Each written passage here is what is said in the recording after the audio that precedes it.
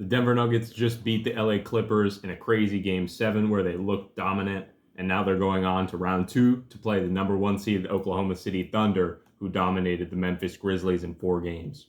Who's going to win?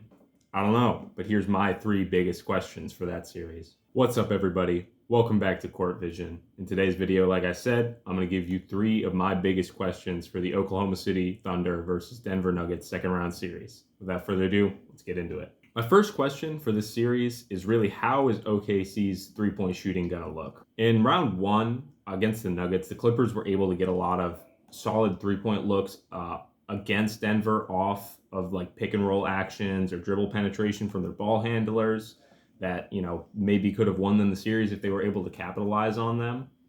And similarly to how the Clippers generated those threes, Shai will be able to generate a good amount off his drives, and guys are going to be able to find looks in the flow of the offense off of DHOs with Hartenstein, off screens, etc. But OKC's three-point shooting has consistently been like the one real question you can kind of point to and say, this is how they might lose a series all year. Against a team like Denver, three-point shooting is one of those swing factors that like you want to go in your favor to win that series, because Denver themselves are the lowest frequency three-point shooting team in the league. So beating them in that way with the math is a big part of the recipe for success in any series.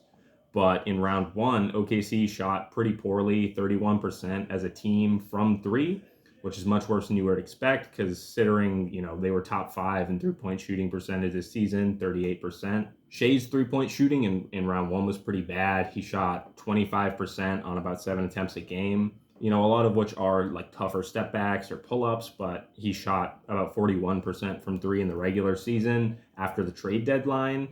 So is his shooting going to pick back up? His efficiency in general was pretty down in that series, but three-point shooting especially. A guy like Lu Dort is going to have a lot of opportunities to shoot off of, Shai's paint touches and kicks, or when Denver helps away from him on the perimeter like Memphis did a lot in round 1. Dort's been a solid shooter all season, shot like 40% from outside since the trade deadline, but in round 1, he also really struggled, just 26% on about 6 attempts a game when he had those similar, open opportunities. So is he going to be able to convert on those? A guy like J-Dub will also have a lot of shooting opportunities, but he also struggled in round 1, about 29% on 5 attempts. In a series where Denver is going to be looking for any way that they can, send extra help to Shai, these guys are going to be needing to knock down their three-point shots. The one bright spot has been Chet. He was excellent from 3 in round 1, 42% on about 6.5 attempts a game. He's going to continue to get those looks out of the pick and pop or whatever, and hopefully continue to knock them down. His spacing at the 5 is super important. My second question for this series is, how is OKC going to respond offensively to the Nuggets doubling Shai? To give some context, in terms of defending Shai one-on-one, there's not a great answer for the Nuggets. Christian Braun was a primary defender in some of their previous games, and he's a reasonable guy for that matchup, but we saw him get picked on a little bit in round 1 by Harden in certain games. And Shai is definitely going to be willing to attack that matchup if he has it. It's not like you can put Michael Porter Jr. or Jamal on him. That's not even in consideration. And then Aaron Gordon, you need him to defend Hartenstein or Chet, so he's not a good option individually. So because of this, the Nuggets were absolutely going to double the hell out of him.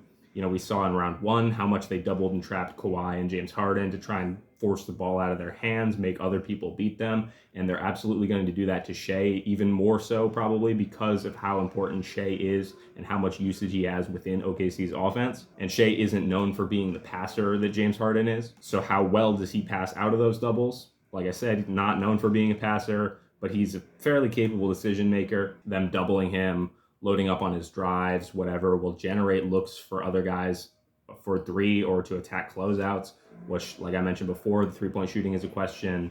Are guys going to be able to convert off of them sending a ton of extra effort defensively at Shai? And how well are they going to move the ball off of those doubles, get the defense in rotation, which they did well in round 1? Is there anything that the Thunder can do scheme-wise to kind of alleviate that pressure on Shai?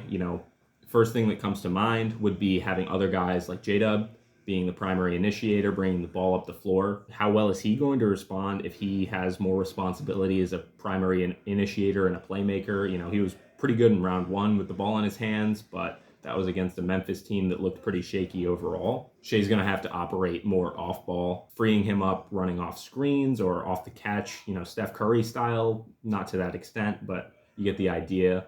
Will be a way that you can get him involved. You can use Isaiah Hartenstein as an initiator and playmaker, in the dribble handoff actions, or potentially like an inverted pick and roll with Shai, which is something that the Thunder have done a little bit this season.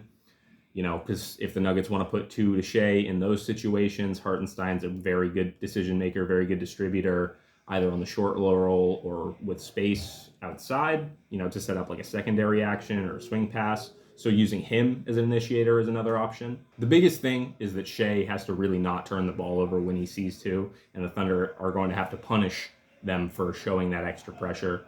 Because if he makes the right reads and the Thunder are hitting their threes, then the Nuggets have no answer defensively because, don't load up on Shai. Shai scores, load up on Shai. Other guys are going to knock down their shots. But if he's turning the ball over, other guys aren't knocking down their threes, then the Thunder team, which looks like a juggernaut, suddenly becomes a lot more beatable because their offense is just going to get completely shut down if they can take Shai out of the game and other guys aren't punishing. Third and final question for this series is, what can Denver do to break OKC's defense? In terms of their two biggest guys, Jamal and Jokic, for Jamal, he's going to have a really difficult time in this series.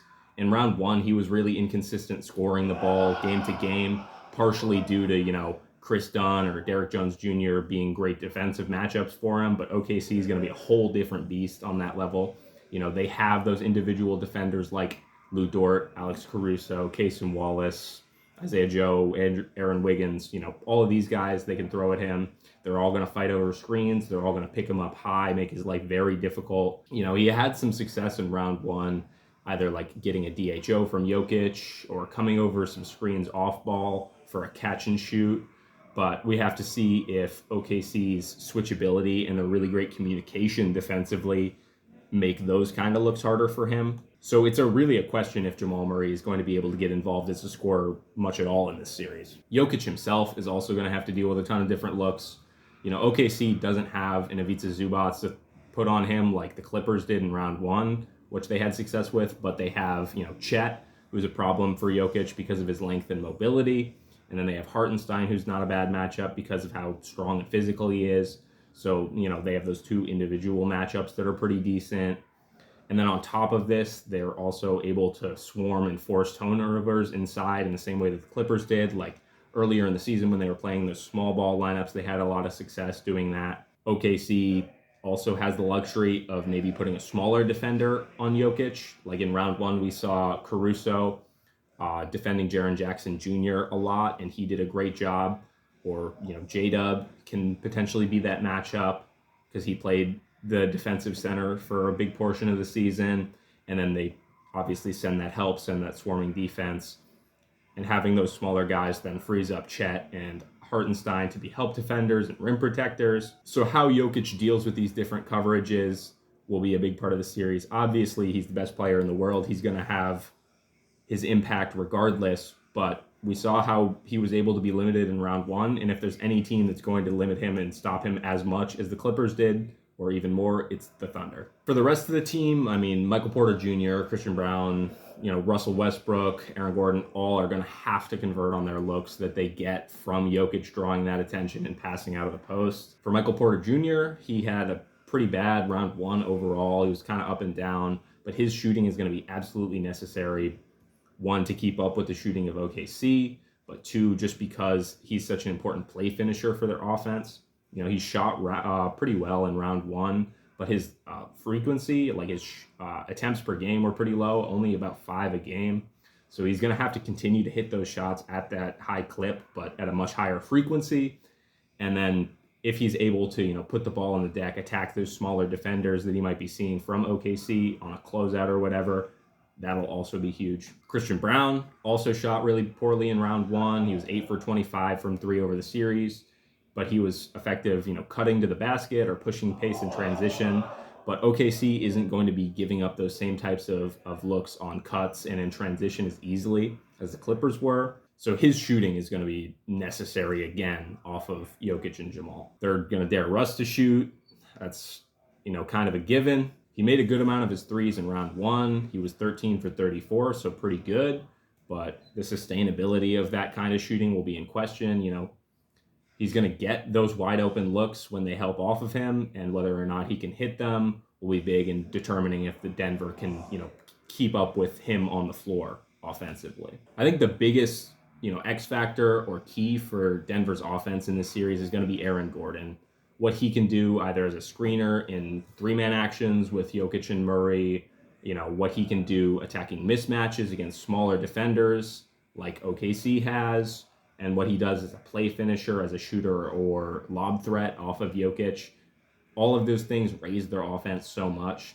So how much he's able to make his mark and draw attention attacking smaller defenders on mismatches to take that pressure off of Jokic and Jamal Murray will determine a lot of what OKC can get away with defensively, how much they can load up on Jokic in the post. And the big factor for Denver, the swing factor that they can use to potentially win this series, is the offensive glass. In round 1, they had a ton of big offensive rebounds and clutch moments that gave them extra possessions, won them certain games, especially game 1 in that series. All of the other swing factors that can determine the series are more in OKC's favor, so Denver really needs to punish the glass. Aaron Gordon, Russell Westbrook, Christian Brown, Jokic, these guys are all good rebounders, and they're going to have to be relentless crashing the offensive glass against a smaller OKC team. OKC lost the rebounding battle pretty substantially against Memphis in round 1, despite winning that series 4-0. So if Denver can punish, maybe they have a chance. All right, and that's everything I have for this video. One more second round series to cover. That's going to be Minnesota versus the winner of Game 7, Golden State and Houston, which is tonight. So that video will probably come out tomorrow. Make sure to like and subscribe if you want to see that, and I'll see you in the next one.